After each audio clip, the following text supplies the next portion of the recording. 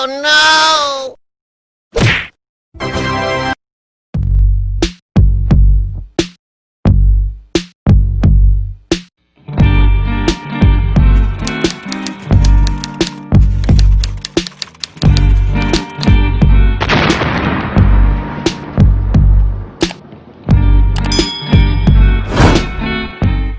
Assalamualaikum warahmatullahi wabarakatuh. Salam pojok hukum. Dulur, masih membahas tetap tentang pertahanan. Ini saya khususkan lagi tentang pertahanan begini dulur. Agunan yang dialihkan, agunan yang dialihkan atau contoh ceritanya seperti gini. Saya kadang-kadang belum bisa mengilustrasikan bagaimana ya. Yang jelas begini dulu. Si A sebagai debitur. Debitur ini yang punya utang, dia jaminkan rumahnya ya di Surabaya. Jaminkan rumahnya karena dia tinggal di Surabaya, kota Surabaya kebetulan. Terus di bank, salah satu bank BUMN lah, bank pemerintah plat merah. Setelah itu untuk usaha, katakanlah 1M, jaminkan 1M.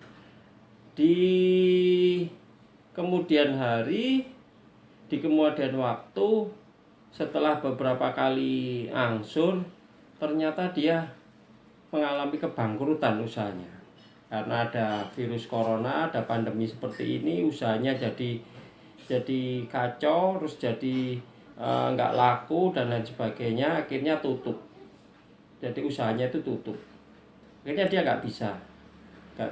Dia melakukan reschedule, dia melakukan proses-proses hukum, tapi saya kira mungkin sudah terlalu kalau bahasa banknya itu sudah stadium 4 ya, atau golongan 4 apa berapa itu ya. Ya itu sudah merah sekali, merah padam. Jadi sudah tidak bisa secara kekeluargaan, sudah tidak punya apa-apa. Di akhirnya pihak bank mengambil alih, istilahnya pengen menguasai hak tanggungan tersebut. Jadi kita back lagi, si debitur ini pertama kali mengajukan jaminan atau kredit di bank itu kan menjaminkan sertifikat tadi, istilahnya sertifikat hak tanggungan ya toh.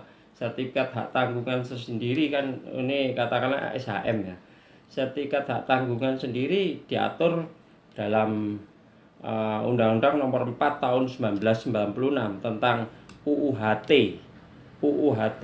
Jadi Undang-Undang Hak Tanggungan. Jadi pemegang hak tanggungan diberikan hak untuk menjual objek tanggung. Jadi bank ini diberikan hak untuk menjual hak tanggungan tanpa melalui prosedur gugatan. Kalau seandainya pihak debitur ternyata mengalami wan prestasi atau pailit tadi nggak bisa membayar, otomatis pihak bank sebagai pemegang hak tanggungan berhak mempunyai kekuatan eksekutorial, kekuatan eksekusi. Kekuatan eksekutorial adalah kekuasaan di mana kekuatan itu bisa menjual atau mengeksekusi tanpa harus suatu putusan hakim yang berkekuatan hukum tetap. Jadi tanpa harus prosedur-prosedur pengadilan. Ya. Jadi hak tanggungan itu ditulis dalam perjanjian ikatan hutang piutang tadi, ikatan hak tanggungan. Jadi ditulis di situ. Jadi pihak daripada bank berhak untuk melakukan eksekusi dan itu gak bisa dilawan. Karena apa? Dalam suatu perjanjian hak tanggungan tadi yang sudah diatur dalam Undang-Undang Nomor 4 Tahun 1996 ya, UUHT itu sudah tercantum di dalamnya, terutama pasal 20 ayat 1 huruf A ya, disebutkan di situ. Jadi untuk pemegang hak tanggungan berhak untuk menjual, dan sedangkan yang debitur tidak bisa berbuat apa-apa. Jadi sudah ada semacam kuasa jual juga, sudah ada UHT, sudah ada istilahnya hak tanggungan, sudah tercantum di situ dalam perjanjian itu. Bahkan dalam perjanjian itu di atasnya tertulis hirar-hirar yang mengatakan demi keadilan berdasarkan ketuhanan yang Maha Esa. Kalau sudah ada kata-kata demi keadilan berdasarkan ketuhanan yang Maha Esa, maka kekuatan eksekutorialnya adalah kekuatan mutlak, kekuatan yang tidak bisa diganggu gugat, sama kekuatannya dengan kekuatan putusan hakim, yaitu berkekuatan hukum tetap, inkrar, ya, seperti itu. Jadi untuk agunan yang dialihkan atau untuk perjanjian-perjanjian, jadi dulur-dulur harus tahu, dulur-dulur harus bisa menyikapi, dulur-dulur harus waspada. Jadi dulur-dulur harus paham hukum, harus paham. Maka kalau sudah berhubungan dengan pihak bank tanpa harus prosedur gugatan, kalau dulur-dulur tidak bisa membayar tanpa harus gugatan ke pengadilan, atau dulur mengajukan gugatan, tetap dimenangkan oleh pihak bank, karena sudah ada sesuai dengan aturan Undang-Undang Nomor 4 Tahun 1996 tentang Undang-Undang Hak Tanggungan. Di situ sudah disebutkan perjanjiannya, dan dulur menandatangani.